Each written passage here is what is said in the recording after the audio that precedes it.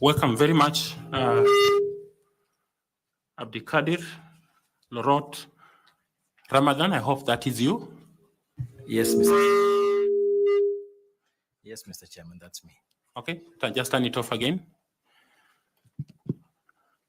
And you are first candidate for the advertised positions, and this particular interview is for the position of chair, which you applied for. And before you hear members of this selection panel, my name is Nelson Makanda. I'm the chair of this panel. And I'll just let my colleagues introduce themselves, say their names, and then please, Vice Chair. Good morning. Good morning. My name is Linda Kiome, the Vice Chair. Thank you. Good morning, Mr. Lorot. Morning, sir. Yeah, Kipkoech Andrew Tanu is my name. I'm a member of the panel. Thank you. Good morning, Mheshimiwa. My name is Caroline Kituku. I'm a member of the panel. Thank you, Ms. Kituku. Good morning, Mr. Lorot. My name is Adam Solo. I'm a member of the selection panel. Thank you, Mr. Olo. Good morning, sir. My name is Nicodemus Bore, member of the panel. Thank you. My name is Fatuma Ali Saman, a member of the panel. Thank you, Fatuma. Good morning, Honorable Lorot. My name is Koki Muli Grino, a member of the panel. Thank you, Madam Koki. Good morning, Mr. Lorot. My name is Evans Misati, a member of the selection panel. Thank you, Mr. Misati. Thank you, Mr. Chair. So thank you for coming and for keeping time this morning. I'd like you to know that these interviews are live. So everything you say here is recorded and it's being transmitted live. But be relaxed, feel free. There's some water there. There's a notepad with you. You can note whatever questions that are being brought to your attention so that we are able to engage. Speak directly into your mic and feel free. Allow me to begin by just asking you to introduce yourself. Let us know briefly what you think. You have not told us as much. Most of the details are, of course, in the CV, and we have noticed who you are. But introduce yourself to us so that we get to know you from you. And perhaps just mention briefly what is it that makes you suitable for the position of chair of Iebc, appreciating the enormity of that role. Please proceed. Thank you, Mr. Chair. Distinguished members of the panel. My name is Abdul Khadir Lorot Hussein Ramadan. I am currently the chief magistrate based in Naivasha Law Courts. I have served in the judiciary for the last 23 years and counting. I'm an advocate of the High Court of Kenya, was admitted in April of 2001, practiced briefly, and then joined the bench. I was born in Baringo, a place called Mogotio, as family of the Turkanas who had moved from Kapedo, from conflict. I schooled in a school called St. Mary's Primary School. I finished my primary education in the same school and was privileged to be sponsored as a student at the Starehe Boys Center and School. I joined Starehe in 1990 and concluded my training there in 1993. Before pursuing, I was called to the first class of law at the Moi University, the inaugural class of law at Moi. In fact, by the time we were clearing Form 4, there was no faculty of law at Moi University. But during the process of admission, they selected 40 of us to go and start that faculty. I was privileged to be in that group. I've concluded my study at Moore University, and thereafter did pupillage at 2 law firms, one based in Eldoret and another one in Nairobi, and thereafter concluded the course study required for postgraduate diploma in law at the Kenya School of Law.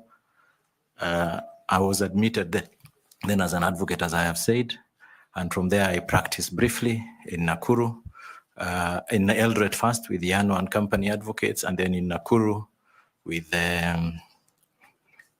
2 law firms. First is Kagushi and Company, and then Mirugi Karaoke and Company Advocates. In between this practice, before I joined practice, when I was still awaiting admission, I served as a legal assistant at the Kerio Valley Development Authority. I have had a distinguished career in the judiciary, where I joined as a district magistrate. They call them the district magistrate of the second class professionals. I started my career at Nkubu Law Courts. When I was at Nkubu Law Courts, I was transferred to head a station at a very young age at Igishugu Law Courts. I served in several court stations from there. I served as a head of station in Gatundu, head of station in Githunguri. Then I came to Makadara Law Courts before I was transferred to the Judiciary Training Institute as a trainer, but then joined Kapsabet Law Courts also to head. When I then came back to Milimani Commercial Courts, which is what we call factory. I think Madam Linda Kiome knows the type of work that's there. And in or around 2012, the President of the Republic of Kenya, through I think the advice of the Honorable the Chief Justice, nominated me to be a member of the Commission of Inquiry into the ethnic clashes in Tana River, Tana Delta, and Tana North districts. We concluded this task under the chairmanship of her ladyship, Lady Justice Grace Nzioka. We concluded the task and returned our report to the president on these ethnic clashes, which became part of what you now see as policy on the Greater Tana. After service there, in the judiciary, I served as the Secretary General of the Kenya Judges and Magistrate Association. While serving as Kenya Magistrate and Judges Association Secretary General, I was able to establish a secretariat for the organization, which is upbeat to date, including having an office. I also served as the Secretary to the Rules Committee from 2009 to 2011 or thereabouts, where we now promulgated the rules that we saw, as we call them today, the Civil Procedure Rules and the Court of Appeal Rules. In 2012, the Honorable the Chief Justice appointed me also as a member of the Supreme Court election rules. We were able to sit together under the chairmanship of Justice J.B. Ojwang, with membership of Justice Smokin Wanjala, Justice Smokin Wanjala, my Lady Justice Njoki Ndungu, and the late Justice Majanja. We were able to come up with what were the first rules, election rules that were deployed for the election petition of 2013. I come from a community, the Muslim community in Mogotio, and I think the larger Rift Valley, the larger Baringo, have held me in high esteem, and I have been their trustee for the longest time. We have been able to do a lot of work as a community. We have put up several mosques. We have been able now to put up water for use by these mosques and alleviate certain things about school fees and things for our Muslim community within Mogotio. Basically, I do not want to speak about the good things that I have done as a Muslim, because I expect my reward to come from God. But in the judiciary, I have served well as chair of several committees, including the chair of job evaluation and job description and evaluation, lastly, which was used by the Judicial Service Commission to negotiate with the Salaries and Remuneration Commission for the judiciary. Fair enough. Briefly, why do you think you're suitable for this position? Thank you, Mr. Chair. First, my first witnessing of an election was somewhere in 1988, which I was still a minor, but I witnessed an election where there was Mlolongo at the time.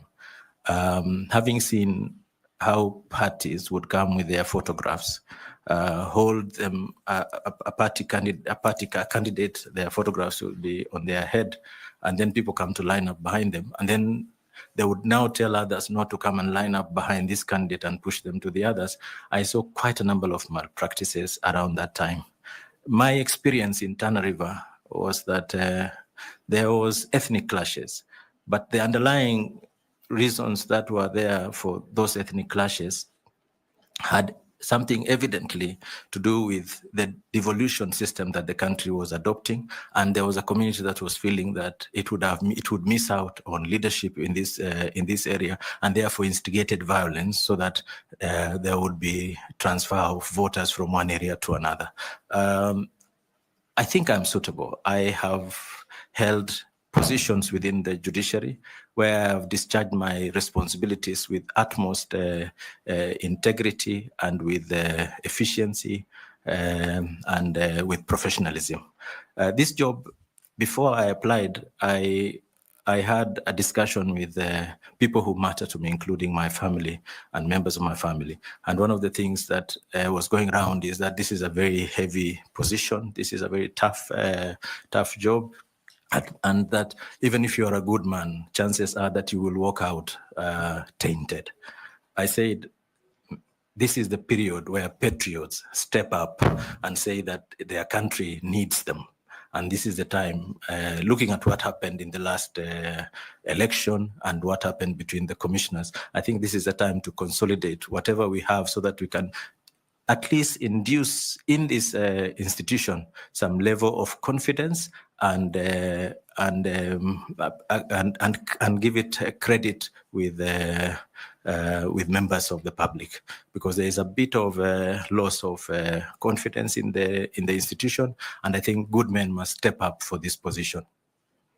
So fair enough, you're suitable because you think you're a good man. Not just good man, I am professionally qualified for the position. I've also served, and I know and understand how to manage organizations. Thank you very much. I will ask the Vice Chair, Ms. Linda Kiome, to take up the next section. Thank you. Thank you, Mr. Chair. Thank you, Chairman.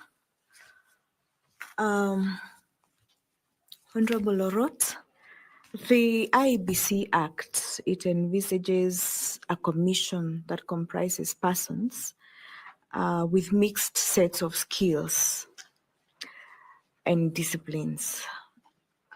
Please tell this panel the skills and competencies that you possess that brings in a new form of aura for purposes of your work as a chairperson of the commission. Thank you, Madam Chairperson. First and foremost, the constitutional requirements are that you should be an advocate of a certain number of years in practice. Secondly, I have, like I've said, I've not just been your traditional judicial officer who sits in court, goes home. I've also served in capacities where my decision was required for the purposes of greater good of both the institution and the country. I bring in the skill sets of competence. I bring in the skill set of collegiality and teamwork and being able to achieve within a team. And I also bring a skill set of my professional qualifications as an advocate and having served. Like I forgot to mention that I have been a trainer with the Judiciary Committee on elections, and I have done 2 election disputes before me. And from then, from those 2 that I have been able to handle, I was able to mine what is some things that are important to bring changes into the institution of the Iebc. When I handled the election disputes before me, I was able to determine that there are gaps here that needs to be filled. And these are important tools that I bring with me. I also bring with me the judicial approach to issues. I'm a judicial officer, so I'm bringing with it decision-making where we import those values that come about with our decision-making approaches, where we do fairness, we ensure that parties are happy and are pleased with everything that we do in the determination of disputes that come before them. I bring also I think I want to wrap this into the commission. I actually want to say that there is infusion of integrity. There is an infusion of integrity into the institution that has to come from the commissioners themselves, who must lead from the top. And I think that person will be able to lead from the top with that integrity. Thank you, Madam Chairperson. Thank you. Did you say you have any other training other than your legal and law training? Yes, Mr. Chairman. I am a continuing student of Masters in International Conflict Management. The only thing I think remaining for me to conclude that is deliver my report. I had a discussion with my supervisor in early January, and I'm able to complete this so that by September I'll be able to graduate. And the reason it has delayed for me to conclude this particular Masters is because first, I felt sick in the beginning when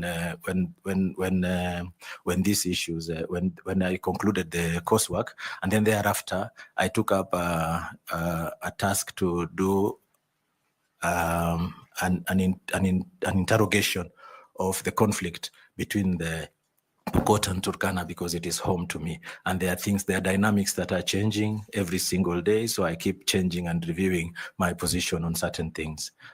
Thank you very much. Next, I would like to ask member of the panel, Madam Caro Kituku, to take up and ask you some questions. Caro. Thank you very much, Chairman. Honorable Lolot, you have told us that you have not been a traditional judicial officer, in your own words, quoting you. The IBC chairperson is expected to have a legal background, which you have. So now please tell us, as a judicial officer, how have you contributed or been involved in elections or any electoral matters? And while at it, tell us what has been your major contribution to the electoral processes in Kenya. Thank you. Thank you, Madam Kituku. I have handled, like I have said, 2 election disputes, and they were election offenses. And there were serious election offenses that were the results of which were being awaited by the Supreme Court so that they can make a determination on a gubernatorial issue. And in the process of going through this election dispute that I handled, I was able to find gaps in the Iebc processes. For example, it was evident to me that those people who were charged before me, some of whom were Iebc officials, had one or two of them had been charged because they had forgotten and put every document inside the ballot box. So the ballot box could not be opened. There are documents that they are not supposed to put in the ballot box. So some had placed everything in the ballot box, and that raised suspicion that this ballot box is needed now to be reopened so that those things could be removed.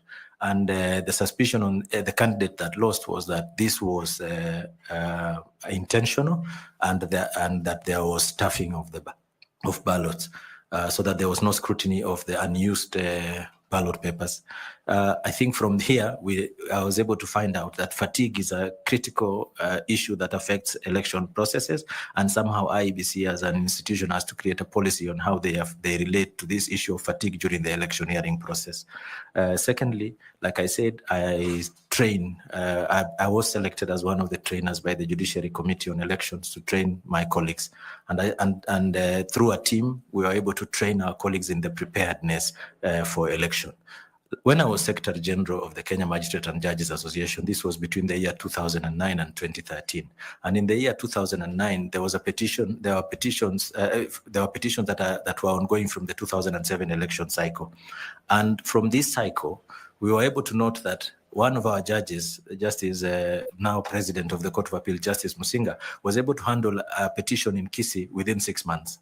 And then we said, if it can be done, then it's something that we are able now to create the timelines for it and then make proposals for it. So this is how, as a Kenya Magistrate and Judges Association, we are now able to now drive the effort that our colleagues and every one of us is able to conclude election petitions within 6 months. Secondly, I forgot to mention that I was representing the judiciary during the writing of the Constitution. The Committee of Experts needed to consult with a group called the Reference Group, which incorporated professional bodies and other bodies of interest to the country, like TSC and others. Kenya National Union of Teachers and others. And in this process, when writing this constitution and those aspects on the election, I was able to make the contribution, having gone back to my electorate, which is the Kenya Magistrate and Judges Association, and finding out their views on how the election process should be and whether processes can be concluded within certain timelines. And I think that is the contribution I have made, and possibly now it's my opportunity to make even bigger contribution. Thank you, Madam Chair. What is that you call bigger contribution? There are bigger contributions to be made in this institution in the sense that there are recommendations that were made by the Supreme Court in the last election cycle. And part of that is concerning timelines, how we are able now to negotiate these timelines and create greater period. Because when we were writing the first Supreme Court rules, election rules, to try and balance these timelines of 14 days was very difficult. How then are we going to give parties time to file their documents within which the time frame for filing documents, and ensuring that by the time the petition is ripe for hearing, there is sufficient time? And you would see that the Supreme Court is always caught up by time. That's why they have to hear cases late into the night. And we are all glued, and I think the tension in the country is even much there's gripping and much more difficult. Of course, there are those who enjoy the sessions, but I think it's important that the Supreme Court is given sufficient time. So one of those would be that timeline. The second one would be the corporate governance of the Iebc, how we are able now to ensure that it has a face for itself, that it's able to have internal processes that are able to deal with internal issues, and also to create better ways of doing business as Iebc in the commissioners relate with each other, how the commission relates with staff, how the players within the sector, that also how does the commission then relate with major stakeholders like Parliament and the executive. Madam Koki, kind.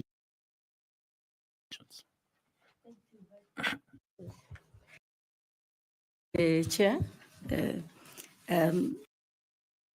Mheshimiwa Lorot. Good morning, Madam Koki. And welcome. Thank you. Today. The Kriegler report made on the reform of the election management board. I would like to ask a question related to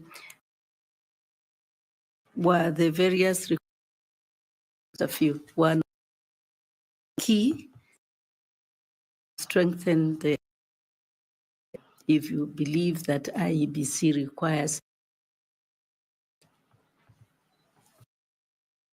Thank you. I think one of the things it made, Iebc, it must statute. That time was before. It must have a separate, and then to consolidate all the elections one, And then also it talked about the corporate governance of their business should only be through committees, whether we can merge that type. Now you have greater strength in terms of how you elections. They also talked about reduction of stricter timelines.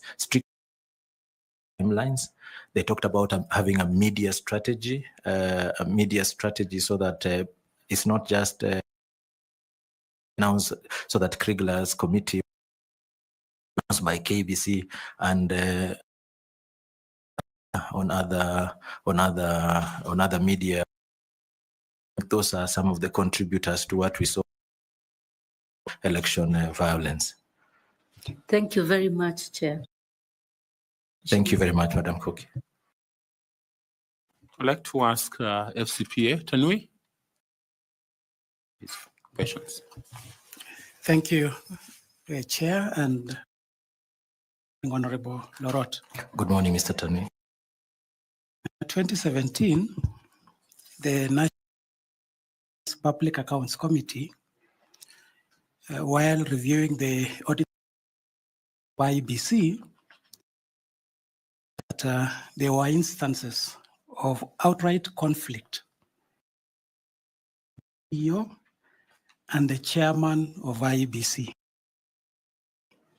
And it went on to say that such conflicts, procurement matters, and especially procurement of KIMS kits and other election materials. You are aware that just, I think, a few weeks or last month, Iebc requested for a budget of 62 billion to procure elections for 2027. As the chair of IPC, and if considered for this position, how do you ensure is transparency in the operations and procurement functions of IEBC? Thank you. That question. Firstly, I think this is what the Supreme Court talked about, corporate governance of the IEBC. Defined and definitive roles for chairman, the commissioners, and how they relate with the CEO staff. As structured, the IEBC is that the CEO is the accounting of. IEBC does the procurement through what is called the best practices for procurement is to do procurement through committees that are set up within the IEBC and are gazetted for that purpose internally, or either gazetted or internally circulated by the accounting office. First, as chairman, my responsibility, and I think also of other commissioners, is policy. Policy oversight and policy oversight and strategy. As to the day-to-day and actual running, that should be done by those who are tasked with the functions of pushing everything. So as chairman, we receive recommendations. So we approve what strategic guidelines are offered by the technocrats within the IEBC, because we will not all be technocrats or have the know-how on every bit and aspect of the electioneering process. So I think first and foremost is that to reduce this issue of conflict between the chair and the CEO on specific things like procurement, the only thing we give will be oversight and also directions that this is the type of things we need. This is how to be procured. But the participation of the chair in the procurement process, I think, would be faulty and wrong within the procurement laws. The chair can only give directions so that the CEO and others are able to function. This is what is expected of an institution, so that we have institutional framework where it functions with directions from the policy and oversight. Thank you. Okay, next I'll ask Evans Misati to ask some questions. Thanks so much, Mr. Rodot. Now, on On the same forum on the issues of IPC, the chairperson and the secretariat, you have said that the commissioners have to provide oversight and directions. But you realize that the general public recognizes and the backstops are the commissioners. But the people who are conducting the actual operations are the secretariat. So in your own view, what do you think should be done to make sure that the people, the backstops are them, they have the control as much as we have that oversight and directions?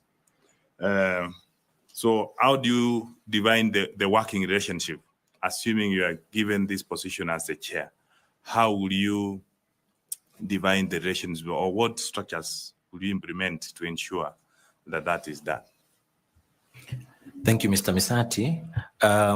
You have correctly pointed out that we give the public looks at us as the ones who we are the face of the commission, and I think that should not stop. The face of the institution should be represented by the chair and the commissioners. That should not stop because that is the face of the institution. But the institution functions through the secretariat. They are what we call support services. So what happens is that it is through creating defined roles. We have to go back. We have to go back. But if I'm appointed, if the committee, the panel recommends that I become chair, one of the first things on the tray would be to ensure that these roles are clearly defined, and we get into the recommendations by the Supreme Court that we have clear guidelines on corporate governance.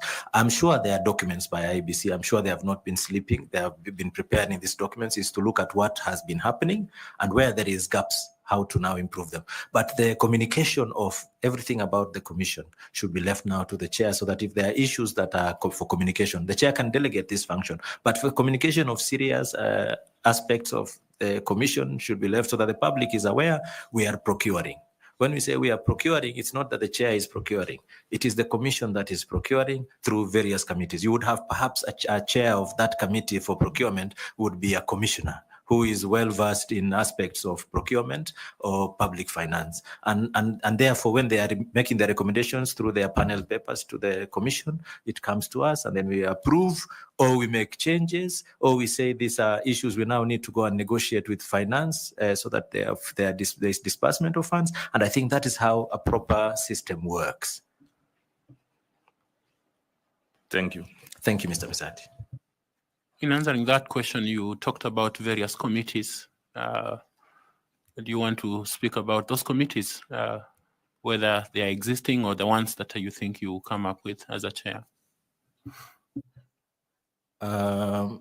I think there would be critical committees. I think I can't speak about the ones that are there or not, because I'm not sure at the moment what exists in the infrastructure of Iebc as committees. That would require insider information on the operations of the Iebc. But I think the best way would be to approach issues through committees. I think the ones that just come right into my mind would be a finance committee, a committee on legal, a committee on voter education, a committee on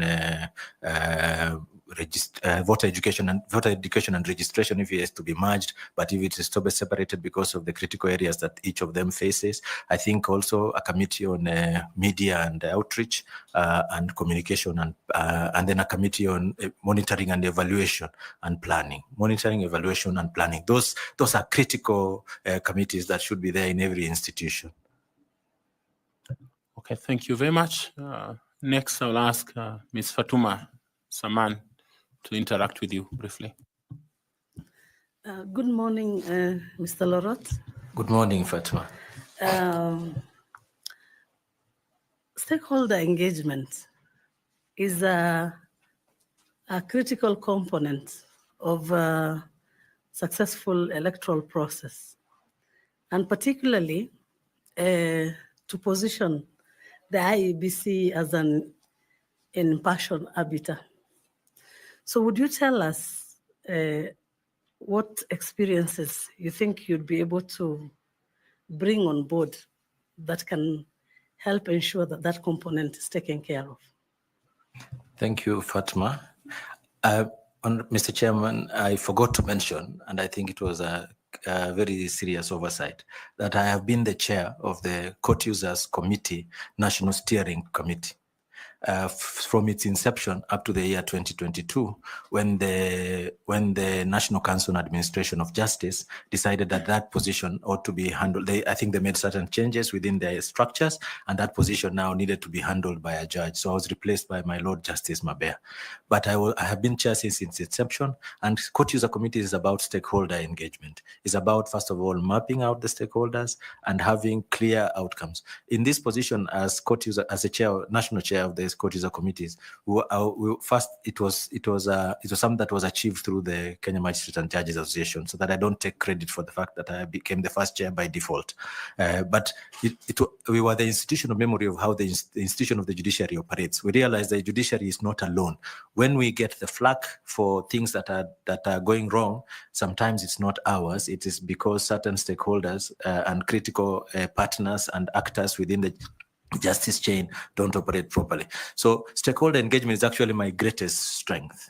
We'll be able to map out who are our clear and direct stakeholders, right from from where we source our mandate and funding, and ensuring that we have representation from all sectors in the electoral players. This also includes having direct links with the strategic groups, particularly those special groups like persons with disability, persons with women and on gender, not just women. It's about gender, to have a gender reflection, having involvement of the youth. And now that this country has a youth purge, I think it's important for us to have that type of stakeholder, and also now have also stakeholders from voter educators, have stakeholders from observer missions, observers, both local, international, and sometimes individual, and then also have stakeholders from those who provide services to us.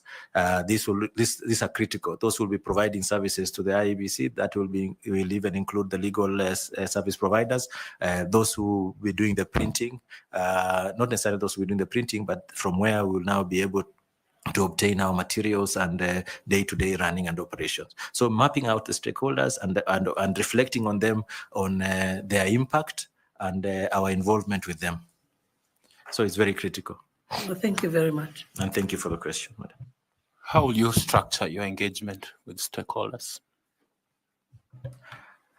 I have had a glimpse of the Iebc stakeholder engagement operation plan, and I think they are on the right track, in the sense that we have the identifying. First of all, it's identifying stakeholders from the processes of the mandate of the Iebc, and the mandate of Iebc, besides election, also includes the boundaries and delimitation. So we structured from pre-election and during the election and after the election.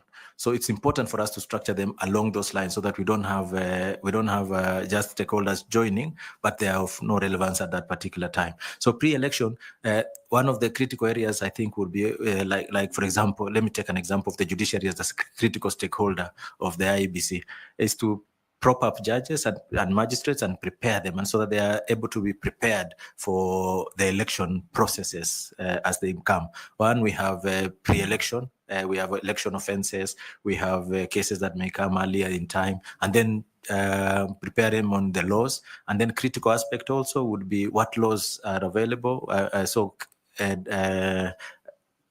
Having a parliament as a critical stakeholder, and how you engage with them on that. So it's just structuring them around pre, during, after elections, and then also on the services.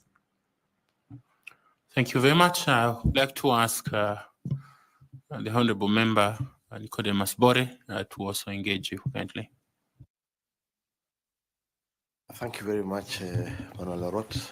I've seen you have a long span of service at the judicial service, and we would like to know whether you have had an experience of conflict on ethical issues, and how you have managed to handle it during your time of service. Thank you very much. It is reported when I appeared before the Judges and Magistrates Vetting Board, I reported, and I think I even had the judgment then. An advocate, I was handling a simple matter, I think, when I was in Milimani Commercial Court, and I think an advocate approached me in my chambers and said that he has been sent by his client, and I did not let him speak. I told him it was pending ruling before me. The next day, so I asked him that he appears in court the next day, so that I read the ruling. He didn't appear. I forced him to appear, and in my ruling, I specifically mentioned that he had and the most I think interesting part is that his client won the matter, and one of the penalties I gave the client was I did not award costs to the client because of that infringement, and I reported the matter to the Law Society of Kenya. So I'm very strict about my integrity. I think in my career, I have a very good wife. One of the things she has told me is that I should never come home with corrupt money, because that will affect my children and everybody else. A second question would be, having been, from what I've seen from your CV, yes, you are a chief magistrate. Yes. And there must be cases that are political in nature. And is there a time that we have had political pressure on or social or financial that could compromise your judicial decisions? No, I think the clear cases of this nature that you mentioned happened to me when I was in Machakos. I handled a very contentious case involving procurement, which was the first procurement by the county government immediately after the transition authority, and I think the county government procured second-hand vehicles, and through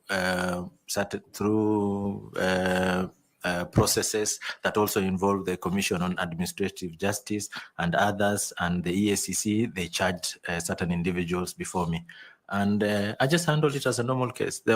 You would see that information in the papers appearing every time, but it is an ordinary case that is before me. I'm supposed to make the determination based on the law and everything that comes before me.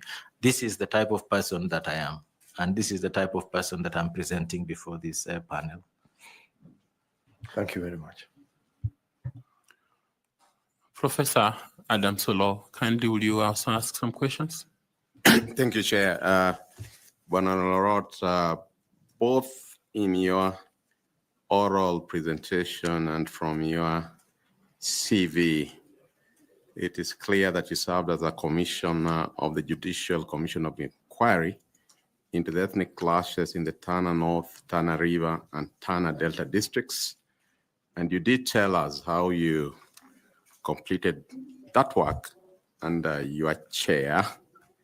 However, what you didn't tell us is whether the report brought a lasting solution to the conflict that you are addressing. Maybe you can take an opportunity to tell us whether that conflict continues. The reason why I ask this is because the body that you ask to chair is one that needs to resolve perennial challenges, as you clearly stated in your opening remarks, and you are seeking to sit at its apex. Therefore, the country and the panel is looking at when you are given an opportunity to give a lasting solution. Did that solution come, or there are still clashes? And if you are given this job, what assurance do you give that sitting at the helm, not just as a commissioner like in the other one, you'll bring that sanity in our electoral process? Thank you, Daktari, for that. I want to start by saying that we delivered our report to His Excellency the President. The President who had appointed us at the time we were delivering our report had already left office, and so we delivered to the new president, which was His Excellency Honorable Uhuru Kenyatta. By the time we're delivering the report, we looked at there were 3 tiers of issues that we looked at from the Tana Commission. I think I can sum up as 3, but there may have been more. The first one was with respect to the ethnic clashes, the threshold of genocide, or whether they met these variant thresholds of because there was displacement, there was murder, there was clear organization, there was all those things that fitted this billing. Then the next stage that we looked at were the perpetrators known.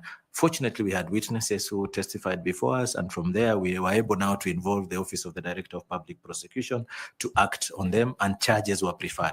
In fact, from our report, we had a separate report on those to be charged from the recommendations of the Commission. And those who were charged, the cases were ongoing in both Garsen and Malindi High Courts. And in some instances, I think for those that occasioned gender-based violence, those who were charged before the Garsen Court, that was the first recommendation that we made. And I think in the other recommendation was about economic activity, because what were the triggers of this violence? The triggers, we noted the triggers were related to resource conflict. They were also triggered by just inter-ethnic clash. There were communities that had never remarried. They had never intermarried in that area since time immemorial. And in fact, they used to live separate. You would find this is the village of this particular community. I don't want to name them. And this other community. Whether our report succeeded is you can see one of the efforts that we tried to look at was the land structure and tenure in Tana. And one of those issues were resolved, I think, by placing some of the land into agricultural for purposes of ensuring feeding of the country. One of the achievements we can say from our report was when we said Tana River can actually feed this nation, and if it is possible for the land tenure system to be looked at fully, then it can work.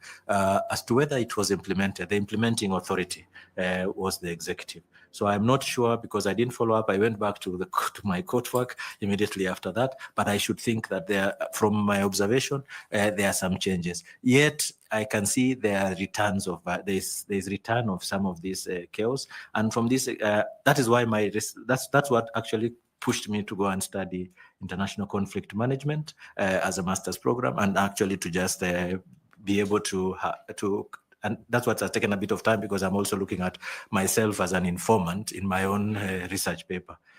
So I'm gathering that information for purposes of ensuring that this is protected and preserved, and for future purposes of enabling the commission, institutions such as the Commission, to see that there is an interrelationship between resources and election and electioneering malpractices. Thank you. You told us that you have been in service 23 years and counting. If we were to make you chair, what would you like to be remembered for in the judicial service on your professional conduct? How would you, if you were to succeed and now you go to the commission? I think my colleagues on the bench I would like them they would respect me. I would like to be remembered as a person who was respected by my colleagues and my peers. And I think that is sufficient for me, because that was a service, and I think I needed to be respected. I think I am respected by majority of my colleagues on the bench, and I have cut out a career that has spanned all these years with service and honor. Thank you, Chair. Have you ever sought to be promoted to the higher court? Yes. And what experience have you had there? I applied to be promoted to be judge. I went through an interview. There was no complaint on my part. I went through a process of interview, but the selection was for the Judicial Service Commission to make. I was not one of those selected at the time. And I think that's all I can say. I was not selected at the time. I've applied once. Thank you. FCPA, Tanui, kindly. Thank you, Chair. Still on areas of leadership and integrity. Lorot, you've confirmed to us that you are a serving chief magistrate. Yes. Thank you. Under Article 260, judges and magistrates are listed as state officers. In our advert that we did put, for which you did your application, we indicated that arising from Article 88.2, people who hold state office are not eligible for appointment. Being a judicial officer, what is your take? Thank you. I noted that on the advert, and I also noted that there are instances where, because I'm serving state officer, I'm coming for an interview, I will resign from my position if the panel were to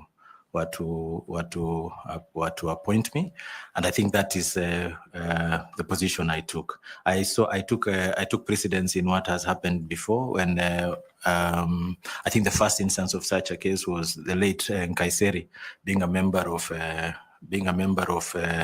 parliament and as a state officer was appointed as a cabinet secretary. It has happened before. Even now we have two. We have the former MP for Ugunja and the former MP for Guasi, who are both state officers when they were members of parliament, and they were selected to join the cabinet secretaries, to be cabinet secretaries, which are also state officers. So there is precedent that that I'm not just coming here because I'm a state officer. I'm coming here because I'm coming for a job interview for a state office. My take also on that is that it wishes to remove persons who are not. Let me just finish with what I just said earlier. Yes, I think there is precedent for me. What happened in the past.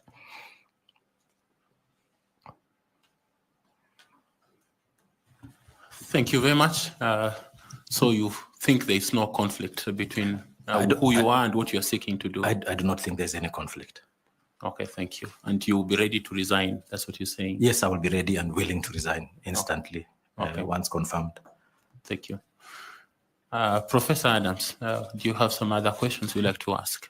Yeah, Bwana Lorot, you gave us a history that as a minor, you started becoming interested in elections, the Mlolongo, the famous or infamous Mlolongo in 1988. So I'll just ask you a general question because you seek to lead the Iebc, and therefore I believe you are very much aware of the electoral map of this country. How many constituencies are in Kiambu County?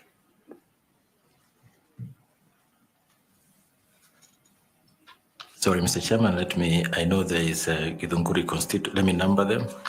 There is Githunguri, there is Kiamba, there is Lare, there is Kikuyu, there is Thika, there is Ruiru, there is Gatundu, the two Gatundus, Gatundu North and Gatundu South.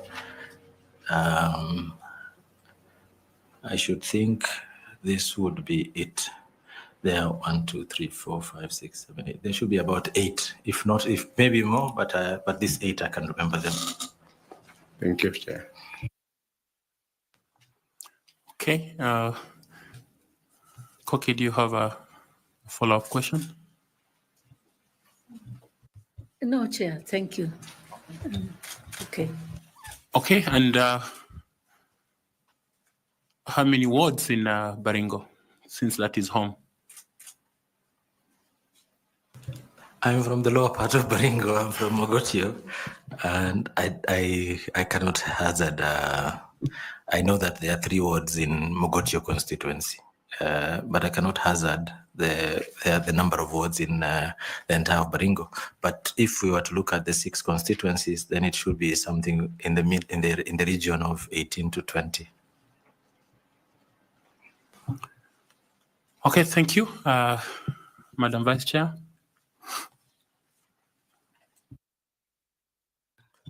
Thank you, Chair. Honorable Lorot,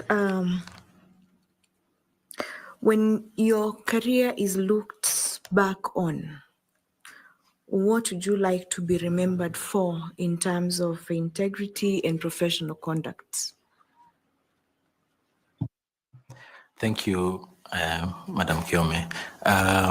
I presented before the commission the finding of the vetting and judges and magistrate board, and because this was also an analysis of career up to and including that period. And if you look at from paragraph 32, I don't know where the document is, but if you look from paragraph 32 onwards, you will see that by the time the vetting board was making a finding, it said that I am hardworking, I am forthright and honest.